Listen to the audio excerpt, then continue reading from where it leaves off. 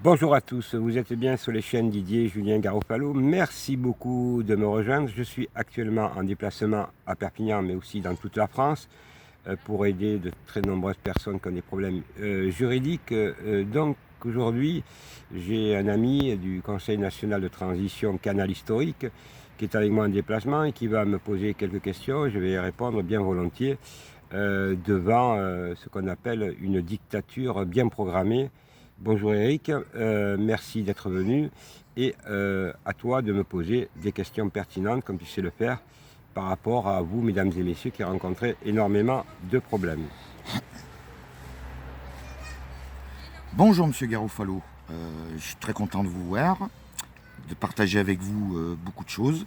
Alors je voulais vous poser une question. Paris bloqué, la France libérée, pourquoi ce titre, s'il vous plaît? Alors pourquoi ce titre, mesdames et messieurs? Parce que vous êtes des millions aujourd'hui de Françaises et de Français à vous rendre compte qu'il n'y a qu'une solution, c'est bloquer Paris, parce que faire des manifestations en France, ça ne sert plus à rien. Et vous vous en rendez compte parce que vous voyez bien que le gouvernement ne vous écoute pas. Et toutes les décisions se passent à Paris.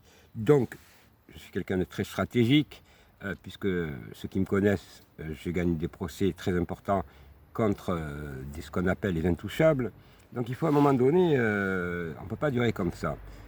Et il faut donc avoir une stratégie, la meilleure, c'est Paris, puisque toutes les décisions franc-maçonniques, parce que ce sont tous des francs-maçons véreux, sataniques, qui donnent, comment dirais-je, qui décident à notre place, avec bien entendu la complicité des journalistes. Donc il faut bloquer Paris. Et je peux vous assurer que si nous montons tous à Paris, tous, là, nous gagnerons la partie très rapidement. Aujourd'hui, en continuant des manifestations dans toute la France, malheureusement, ça ne sert à rien, ça ne met pas la pression. On ne peut pas durer comme ça, car aujourd'hui, ce n'est plus une démocratie, c'est bien de la dictature ou du fascisme. Il n'y a pas d'autre solution. Et là, je parle sur le plan juridique, je ne parle pas pour dire n'importe quoi, parce que je n'ai pas l'habitude dans les termes d'employer des mots qui n'ont pas de sens. Vous avez, je crois, une deuxième question, Eric. Oui, tout à fait. Je suis très content d'avoir écouté votre question, votre première réponse sur la première question. Donc la deuxième question, ce sera lors de votre direct avec le CNT, Canal Historique bien sûr, vous avez appelé au rassemblement. Pouvez-vous nous dire pourquoi ce rassemblement? Eh bien, écoutez, lors de mon direct, et d'ailleurs, vous allez avoir dans le descriptif le lien pour ceux qui ne l'ont pas vu. Je remercie le Canal Historique, le Conseil national de transition, qui, par son travail.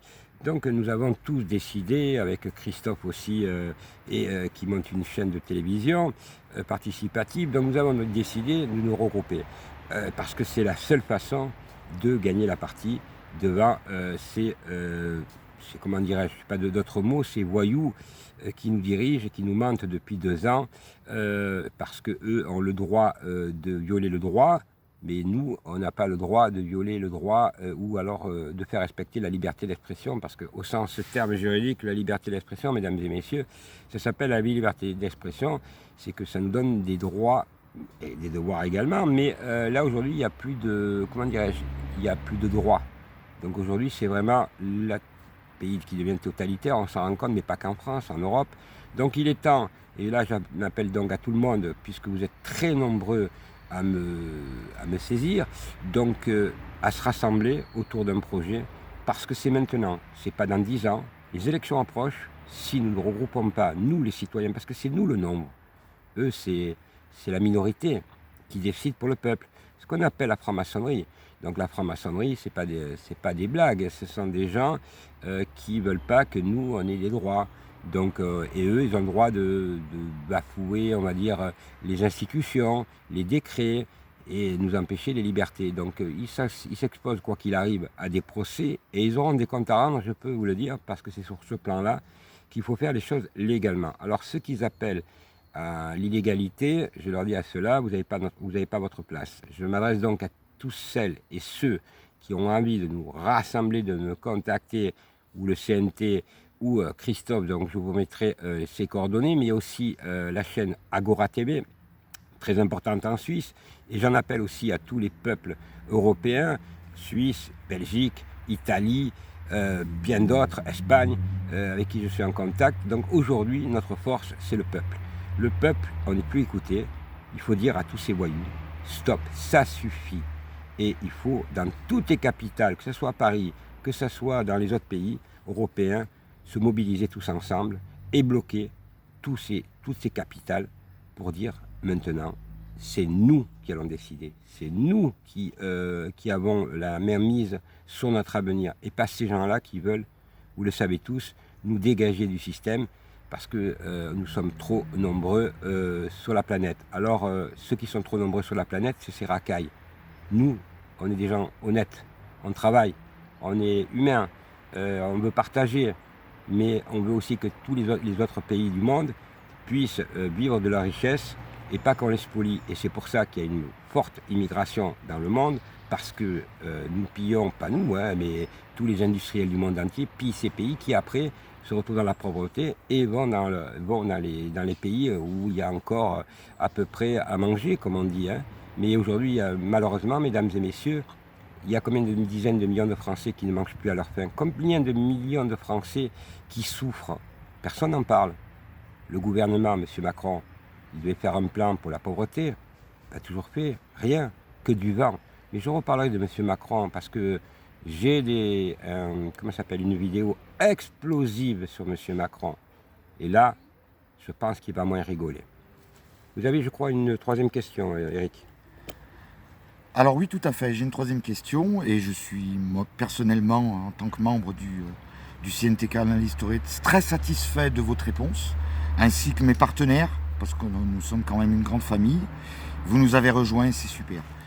Et on compte aussi sur toutes les personnes, les lanceurs d'alerte, de nous rejoindre, c'est important. Alors ma troisième question, ce sera au sujet de Castex. Que pensez-vous des déclarations menaçantes de M. Castex ?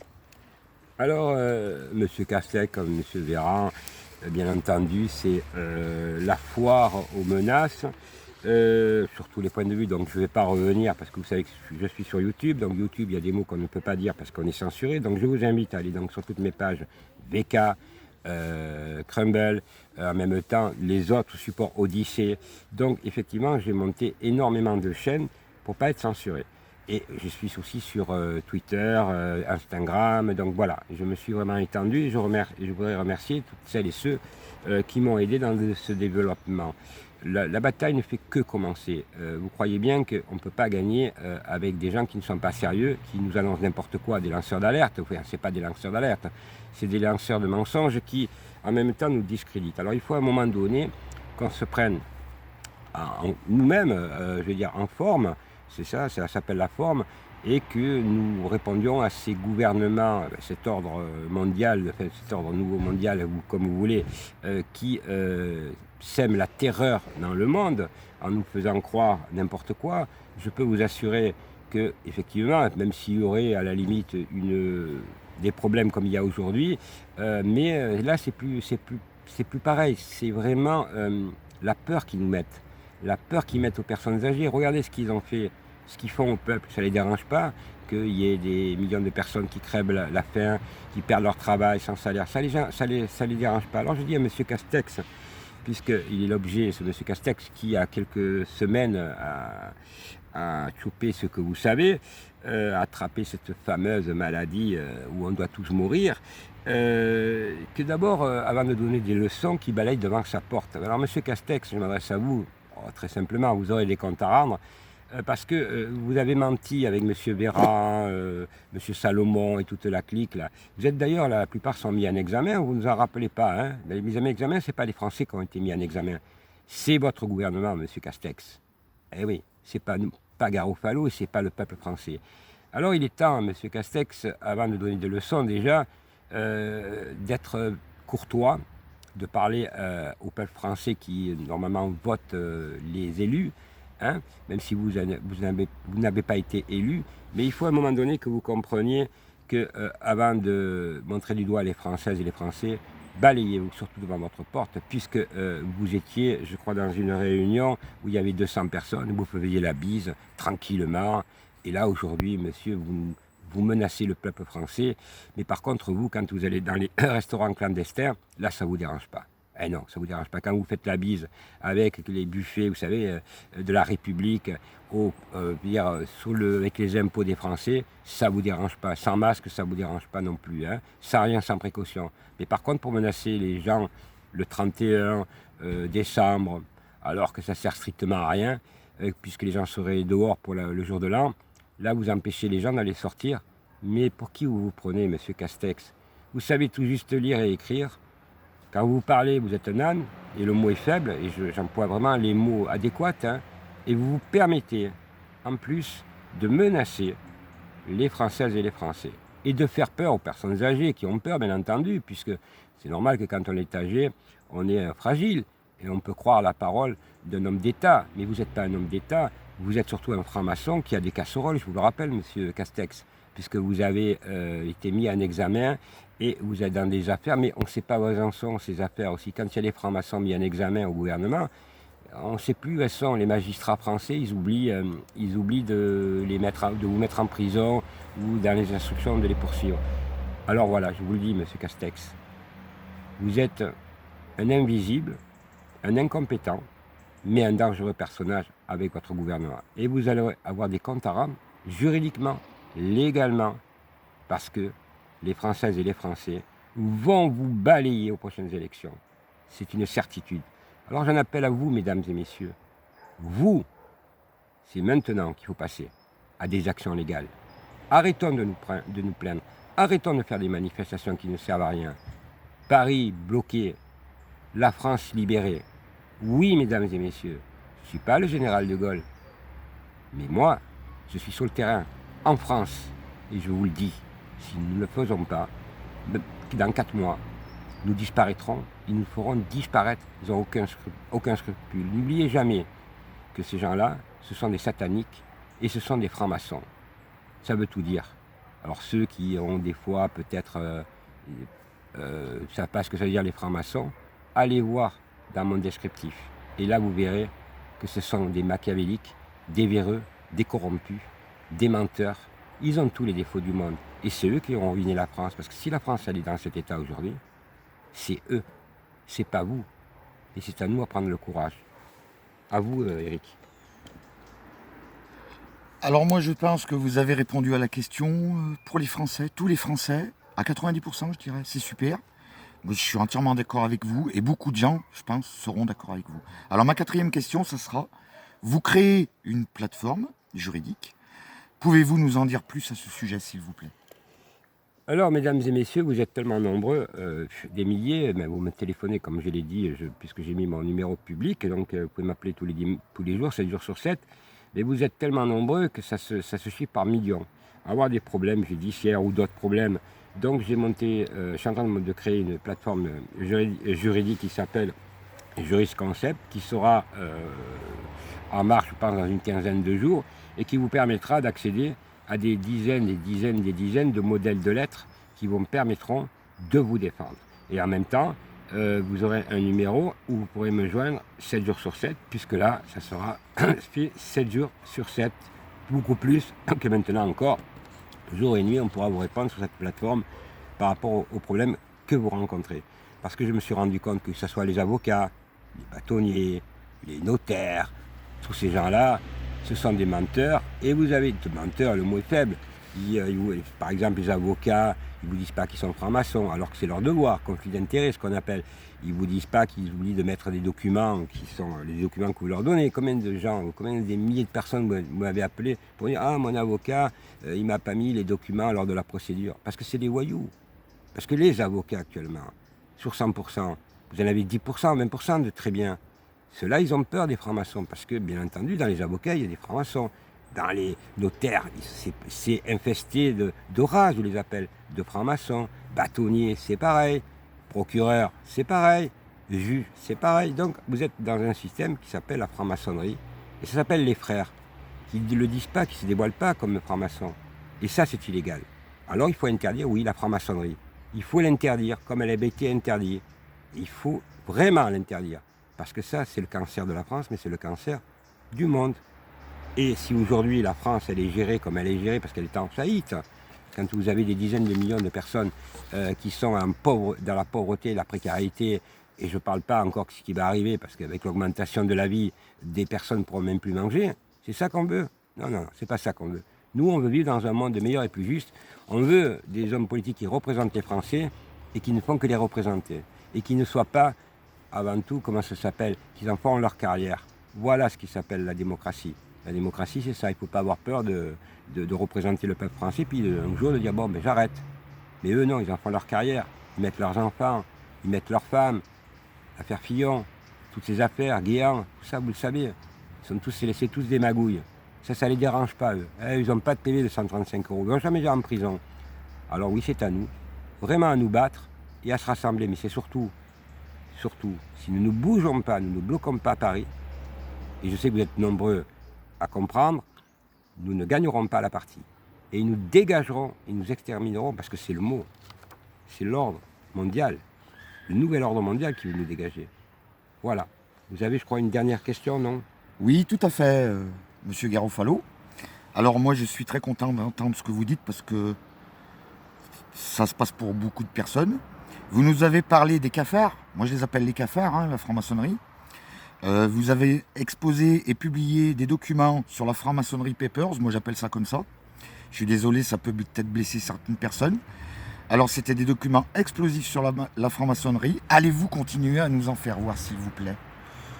Alors, je voudrais, mesdames et messieurs, m'adresser à vous tous. D'abord, merci pour votre énorme soutien, pour vos partages, mais je voudrais m'adresser aux francs-maçons. Ils sont 160 000 en France.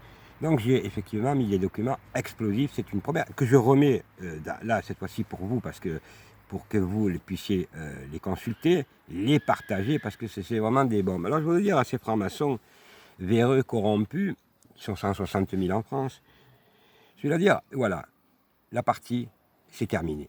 Aujourd'hui, la plaisanterie, c'est fini. Systématiquement, je mets les noms et je mets des documents explosifs. Alors, je vais en mettre d'autres. Sur un avocat véreux de Paris, Thierry Lacoste, qui touche, qui fait des fausses factures, franc-maçon, et puis on parle de 150 millions d'euros là hein, aussi, donc de Didier Linotte, magistrat français, avec la complaisance de la procureure, l'ex-procureure de Caen, Madame Sylvie Petit-Leclerc, qui devrait mettre en examen tous ces braves gens, mais ils se tiennent tous par la barbichette. Alors je dis, effectivement, je réponds Eric à votre question, je vais produire d'autres documents explosifs. Alors quand je dis explosif, si je continue, je vais mettre ce qu'on appelle les dossiers du rocher, d'autres documents sur les francs-maçons, leur nom. La guerre ne fait que commencer. Pour sauver la France, il faut écraser ces vermines. Ce sont des criminels. Regardez comment aujourd'hui on en est. Et puis, je voudrais dire que j'ai deux documents vidéo explosifs. Donc d'abord d'un monsieur qui m'a contacté, donc je vais passer la vidéo puisqu'il parle à monsieur Macron. Hein, monsieur Macron, donc je vais vous rafraîchir la mémoire, là c'est pas Garofalo. Donc je vais produire une vidéo explosive sur monsieur Macron. Voilà, déjà pour commencer cette semaine. Donc je vais trouver le titre. Je voudrais remercier cette personne parce qu'elle est dans la galère et je voudrais lui dire qu'il peut compter sur moi, parce que là, je vais attaquer très fort. Je vais sortir la vidéo, donc quand il parle à M. Macron, donc c'est preuve à l'appui, M. Macron lui répond, et vous allez voir quel est le personnage de M. Macron. Menteur, bien entendu, mythomane, ça on le sait, mais c'est surtout les promesses non tenues, et cette personne, elle est tellement dans l'angoisse et la précarité, alors que c'était un chef d'entreprise, je me dis, M. Macron, votre mascarade est terminée. Et vous allez rendre des comptes aussi, parce qu'à un moment donné, vos simulacres de promesses, on la connaît. Vous êtes, depuis que vous êtes en place depuis 5 ans, on va dire, la France n'a jamais été aussi pauvre. Et les divisions aussi fortes. Alors on ne va pas se diviser. On se rassemble, mesdames et messieurs. C'est terminé, la division. C'est ce qu'ils veulent. C'est à nous à nous unir pour sauver la France. Parce que sauver la France, c'est sauver l'avenir de vos enfants. Ne l'oubliez pas, parce que nous, on a pu bénéficier, grâce à nos grands-parents, nos parents, qui se sont battus pour la guerre, de liberté. Alors si on ne fait pas ça pour nos parents, c'est qu'on est des traîtres pour nos enfants. Alors arrêtez de dire titité, tatata, on ne peut pas aller... Non, on ne va pas voter ici. Non, non. Prenez-vous en main. Rejoignez-nous. et vous allez voir. Moi, les combats, je ne les ai jamais perdus. Ah, c'est dur, hein. Ah, on est menacé, hein. Moi, je suis menacé de mort comme d'autres, hein. Mais si on doit s'arrêter à tout ça, on n'avance jamais. Alors, en avant toute pour la France, et je dis à ce monsieur, je lui ai promis, je lui dis, vidéo explosive et d'autres documents. En tout cas, Eric, je tenais à vous remercier pour vos questions, puisque je suis actuellement en déplacement. Et je voudrais dire à tout le monde, au CNT, à tous ceux qui sont déjà venus me rejoindre, Agora, tous les peuples, de s'unir. Parce que nous défendons la même cause. Nous aimons notre pays, tous. Et ceux-là, ils veulent nous éliminer. Je crois que, suivez-moi, sur la victoire, adhérez à la chaîne Julien Didier Garofalo, abonnez-vous à toutes mes chaînes, mais surtout abonnez-vous aussi au Conseil national de transition, puisqu'ils font des directs. Abonnez-vous à cette chaîne que je mets dans le descriptif, qui est une chaîne participative, où il y a tout le monde qui va se regrouper, toutes les forces vives des chaînes, les gens sérieux, parce qu'on ne peut pas continuer comme ça. Aujourd'hui, c'est une question de vie et de mort. Alors si nous aimons la France, si nous aimons la liberté, si nous aimons la démocratie, mais si nous aimons aussi, comment dirais-je, le respect pour les personnes âgées, le respect pour les jeunes qui n'ont plus d'avenir, ceux qui vont dans les facs, les lycées, ce que vous voulez, qui se retrouvent sans rien, sans travail, alors il faut se reprendre. Vous savez, mieux vaut mourir au combat que mourir après-demain de pauvreté et de faim. Moi, je préfère comme ça. Je ne sais pas s'il y en a qui ont envie de mourir lentement, encore dans 3 mois, on recule pour mieux sauter, ça ne sert à rien. On sait où ils veulent. Ceux qui n'ont pas le cerveau éclairé, je ne peux pas l'éclairer pour eux. Mais nous sommes des dizaines de millions à vouloir un changement.